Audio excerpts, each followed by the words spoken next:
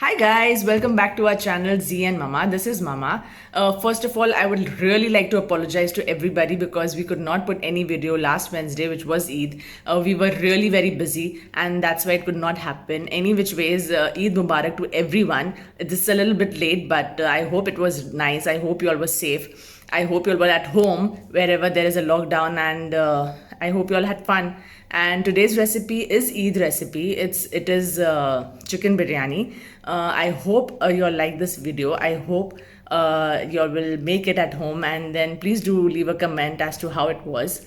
And yeah, just do like, share, and subscribe to our channel. And much love from Z and Mama.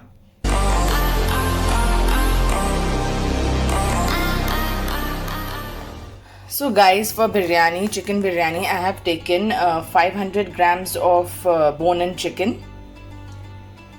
Right now I'm going to marinate this chicken. So I'm going to show you the masalas only for the marination right now. This is 1 teaspoon red chili powder, half a teaspoon turmeric powder, 1.5 teaspoons of coriander powder, juice of 1 lemon, 2 teaspoons of ginger garlic paste, and salt. And now I'm going to marinate this chicken, and then I'll show you what is to be done next. Adding the lemon juice. First, I'm adding all these masalas together.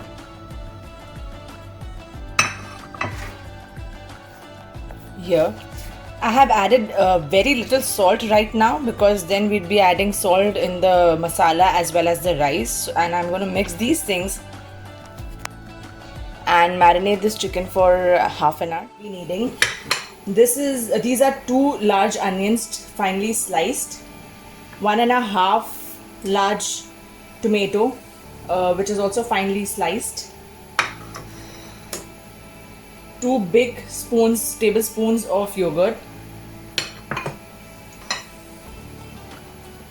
a few dried garam masala. This is 2 big elaichi, big cardamoms, 3 to 4 small cardamoms or green cardamom, choti elaichi, darchini or cinnamon sticks, 4 to 5 black peppercorns, 4 to 5 cloves, a little bit of javitri or mace, and cumin seeds. Then in the powdered spices we'll be needing half a teaspoon of red chili powder, 1/4 teaspoon of turmeric powder, and 1.5 teaspoon of coriander powder. Of course, ginger garlic paste, 2 tablespoons. Now this is my homemade biryani masala. I'd be using this. You can use any other masala, any other biryani masala that you get from the malls or the shops. But if you don't want to use this, you can completely omit this. Instead of this, you can add the normal powdered garam masala. Now this was for the gravy of the biryani. Now for the rice, I'd be needing 1 bay leaf, 1 star anise, a small piece of cinnamon or darchini, 3 to 4 pieces of green cardamom, some cloves, and some black peppercorns. And this is the rice. I have soaked it. This is 500 grams of rice. I have washed it and soaked it. Potatoes. These are 3 potatoes cut into halves. You can omit the potatoes, but since I'm making Bombay style biryani or Mumbai style biryani, I would be adding potatoes. And also some mint leaves. And of course oil. So let's start by adding around a good, around 3 tablespoons of oil. Since my pan or the pot was already very hot, I'm going to add all these dried whole garam masala in this.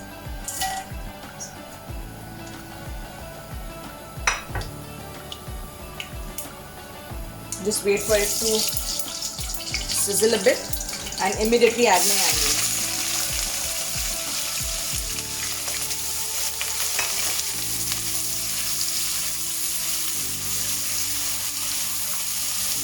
We'll make these onions golden brown, and later I'll show you what is to be done next. Now the onions have become golden brown. I'm going to add the marinated chicken in this and cook it for some time. And now I'm going to add the tomatoes.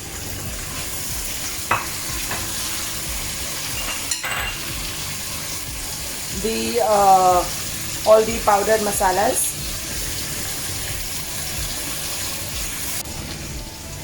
And the biryani masala, garam masala, whatever you want to add. 1.5. That's it.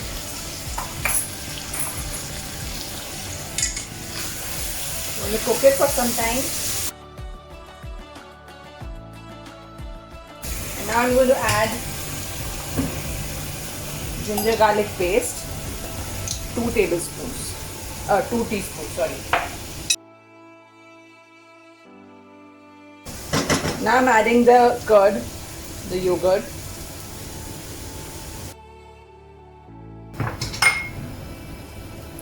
Adding some salt. Salt will be a little more than usual because we're going to add the potatoes as well. So a little more than what you normally add to your food. Because potatoes have the tendency of absorbing the sauce now itself.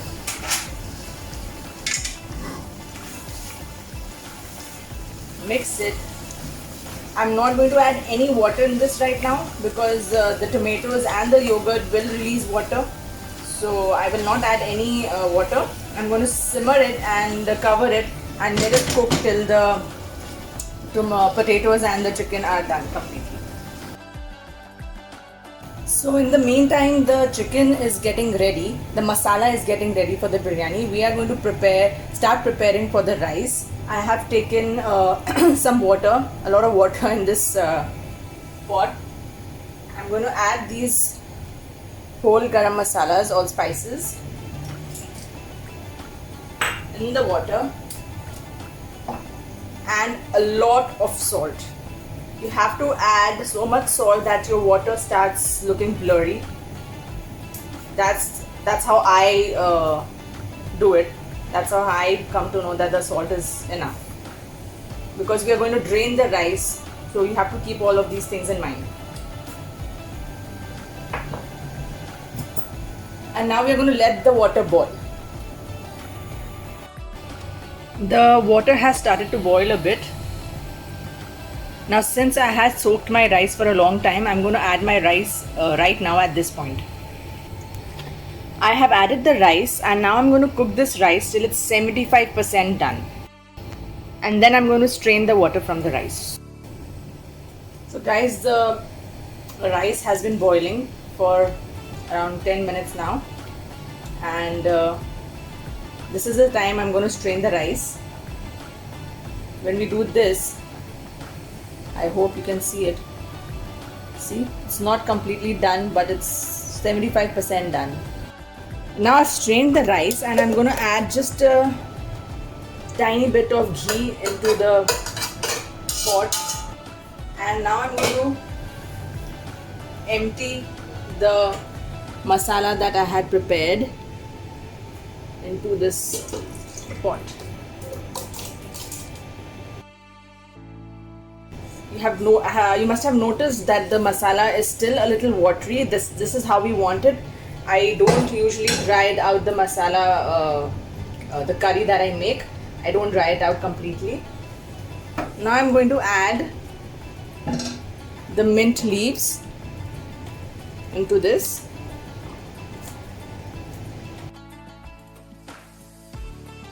Okay, at this stage, many people add slices of lemon or green chilies into this. I won't be adding that. If you want, you can add them as well. Now I'm adding the rice. I'll be adding some ghee on top of this rice. Just a little bit, not much. I'll be sprinkling some fried onions on it.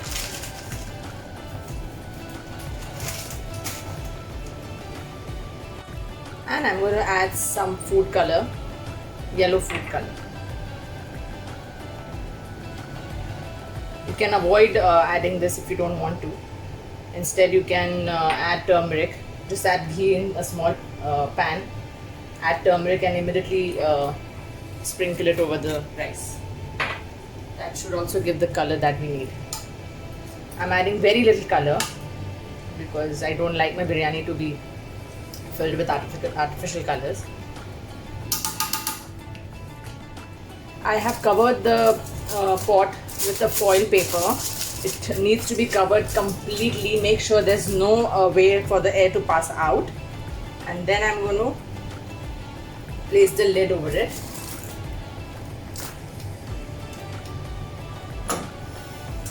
Start my gas, and for first 2-3 minutes it's going to be on the higher side. The flame will be high, and then I would be lowering the flame and cooking this whole biryani together for around 30 minutes. So guys, the biryani is ready.